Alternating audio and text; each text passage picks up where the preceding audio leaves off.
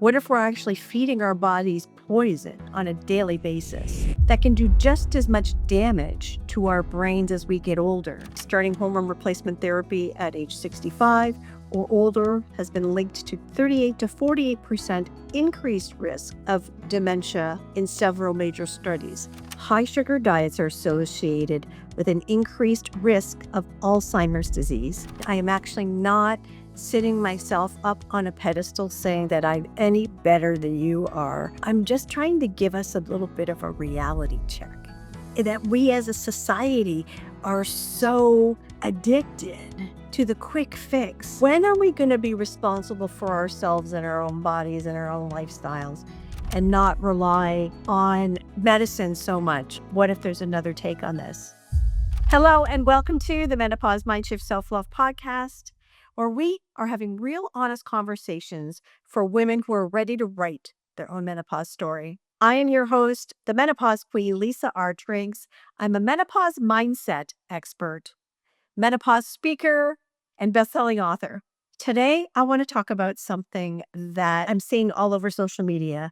Of course, more and more medical professionals are talking about all the new FDA regulations. So, what if we're quietly feeding our brain something that is proven to increase depression, anxiety, and cognitive decline? Yet all the while, we're blaming menopause or depleting estrogen. In today's episode, I want to talk about taking hormone replacement therapy or effects of estrogen on the brain and something else that we're putting into our bodies that can actually be causing just as much damage. I'm seeing a lot over social media, particularly, of course, from doctors about estrogen on the brain as we get older with regard to dementia. So I'm seeing a lot in social media, particularly from a few of the popular doctors, about long-term effects of estrogen on the brain when it comes to dementia, that estrogen helps prevent dementia. But what if there's another take on this? What if we're actually feeding our bodies poison on a daily basis that can do just as much damage to our brains as we get older than lack of estrogen? I have some document here that I want to read from, that I pulled up some statistics to talk about this, because here's my positioning. I'm not saying anything, either one side of this is right or wrong. This is for information purposes only. For someone who uses more mindset, more natural ways to combat health issues in general. Because here's the truth. We can actually remove and omit a lot of our dis-ease, a lot of our illnesses, just by lifestyle and actually what we put into our bodies. So there is concrete research to conclude the effects of sugar on your brain just as much as there is to say that estrogen is going to help prevent dementia.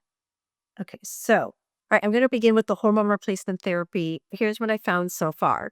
Okay, so apparently there is a critical window hypothesis for the effects of hormone replacement therapy on your brain in order for it to help dementia. Many researchers believe that there's a specific time frame or a critical window during which hormone replacement therapy may provide benefits to the brain.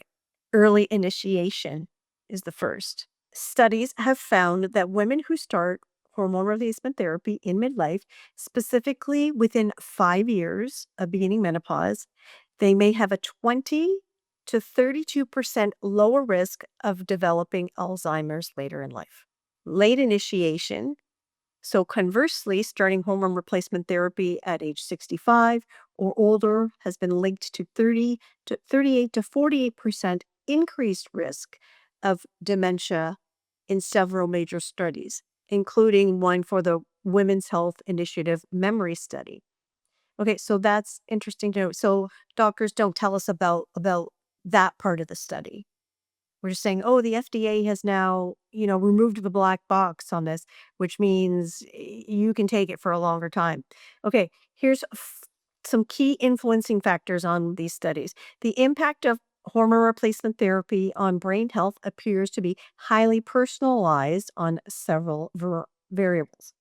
The type of hormone replacement therapy, estrogen only therapy, is frequently associated to more positive or neutral cognitive outcomes than combined estrogen progesterone therapy. Then there's genetic factors. Women who carry a specific gene, it's called the APOE, it's like E4 gene, a major genetic risk factor in Alzheimer's, may derive the most significant cognitive benefits from starting HRT early. Now, let's not forget this. Genetics always plays a role in things like this because there are certain conditions that are hereditary and that do lead to cognitive decline.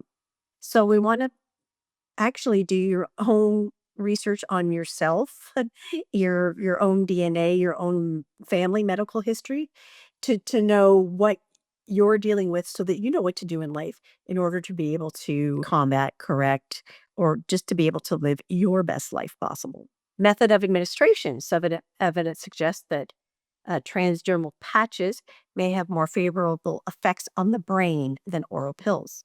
All right, because here's the thing though. Apparently, this data is not definitive.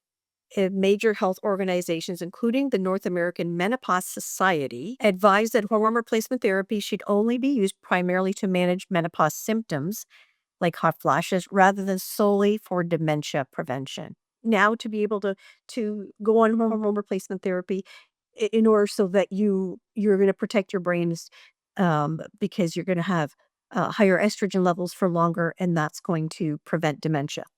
Okay, so not necessarily. See, we only hear part of the picture from the medical community, and that's okay. That's their job. And if you're seeking out a medical doctor, that's which route you want to go, and that's your prerogative.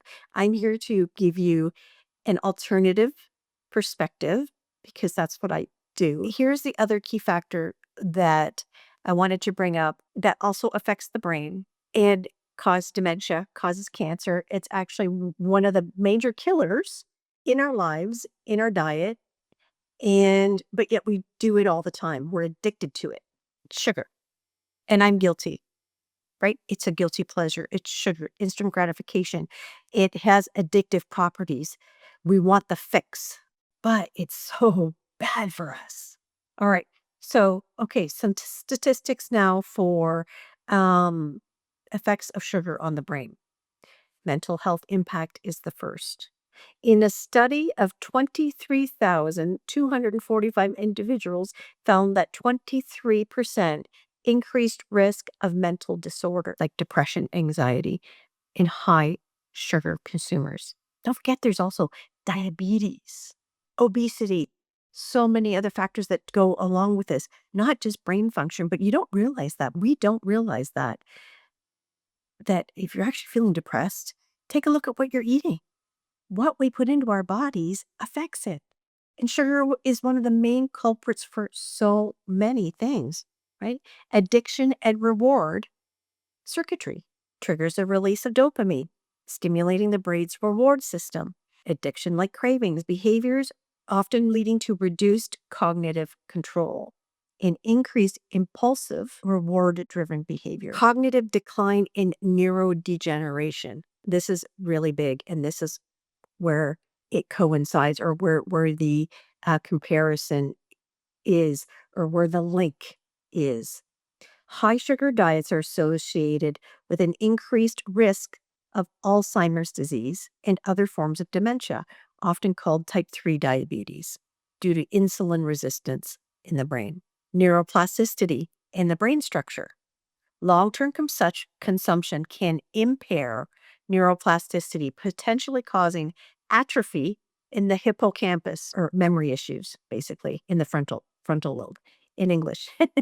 Inflammation. Excess sugar leads to inflammation in the brain, impacting neurotransmitter signaling and overall brain health. Energy balance. While glucose is the brain's main fuel source, chronic overconsumption can alter cognitive function, right? These effects are often amplified by rapid spikes and drops in sugar levels, resulting in irritability, fatigue, and cognitive deficits.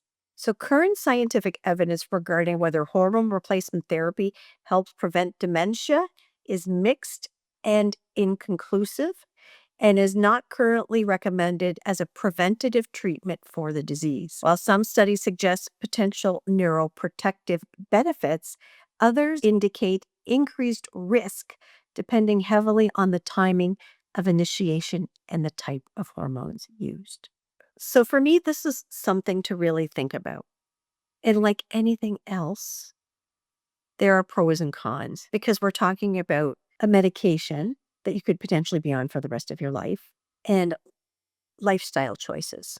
And that's really kind of what it comes down to. I really can't stress enough to anybody listening to check out your own medical history and your own family medical history. Know if dementia is in your family or Alzheimer's, as well as anything, just like you would anything else, if this is a concern for you. And of course, I guess for me, I see always the push, more and more evidence. And is it just me or coincidence that all these releases, these FDA approved, the black box removed on hormone replacement therapy, and after, you know, everybody's brought attention to it more. Once we bring celebrities into, things seems to happen. So I don't know. Is it just me? Is it coincidence that these things are now opening up just after all this rampant things? Or do you think the FDA, what was pressured at all? Because of all this happening to be able to provide more. This is just my personal opinion. It's not right or wrong. I'm not out to argue or disagree. I'm only giving information from the other side saying, hey, this isn't the only thing that can help you prevent dementia or Alzheimer's. There are other life factors going on with you hereditarily, lifestyle, that could just as much affect whether you're going to have difficulty with your cognitive abilities as you get older, whether you take hormone replacement therapy or not. And like I said, it's not right or wrong. I'm just expressing it because I know that there's always a big pharma push, right? It's always about selling drugs. Google this. Google the number one drug that people are on, and might be the world, but in North America anyway. It's a statin. There are more people on cholesterol medication than any other drug in the world. And you have to wonder, when are we going to be responsible for ourselves and our own bodies and our own lifestyles and not rely on medicine so much, I guess? We want the medicine, to make us feel good. That's the way we're conditioned. That's the way we're raised to think that when we have something that ails us, we need to take a medicine for. When you have a headache, you take, an Advil or Tylenol, you take acetaminophen or ibuprofen to make it go away. What if you drank a little more water and you went for a little walk, or you ate some protein instead of taking the Tylenol? I'm just being devil's advocate a little bit here. And don't get me wrong, I also, when it's needed, of course, I take medication myself, an antibiotic.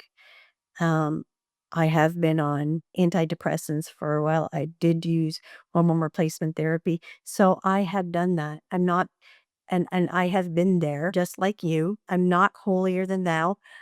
Even though I'm the menopause queen, I am actually not sitting myself up on a pedestal saying that I'm any better than you are.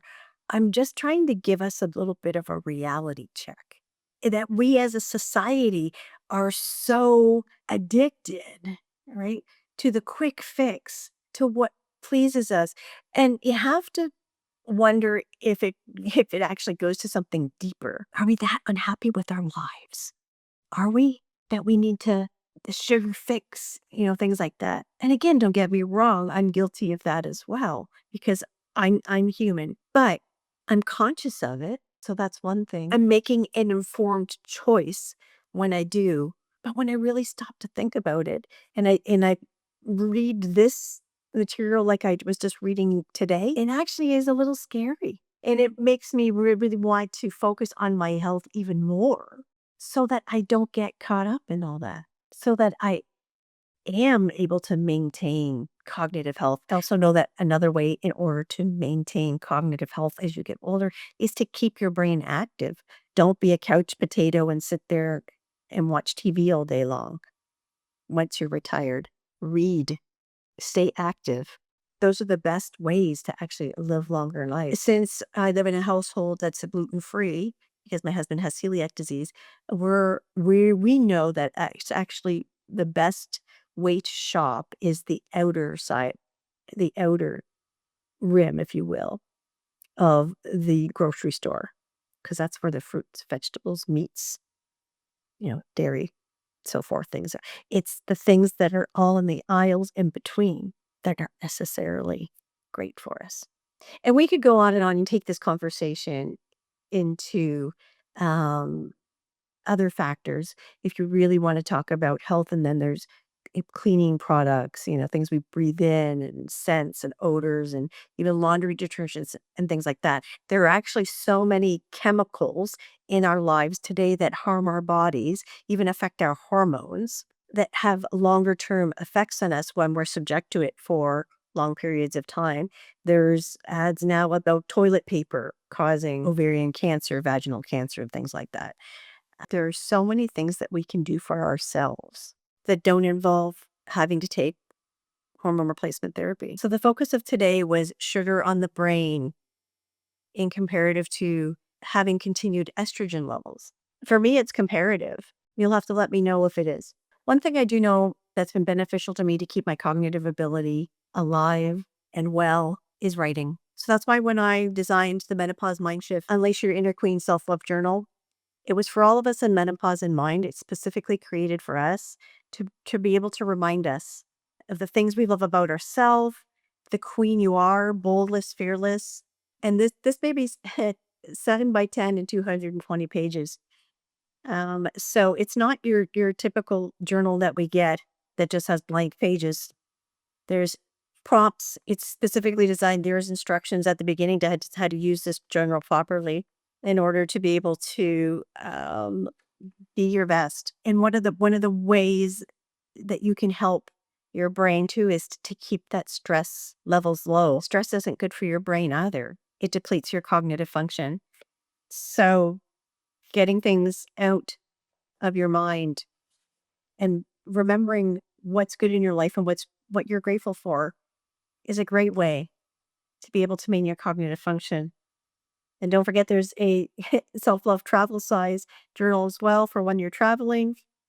Same premise, same quotes, same affirmations, um, just a mini version. Thank you so much for joining me for today's episode of the Menopause Mind Shift Self-Love Podcast. Please remember to put self-love first.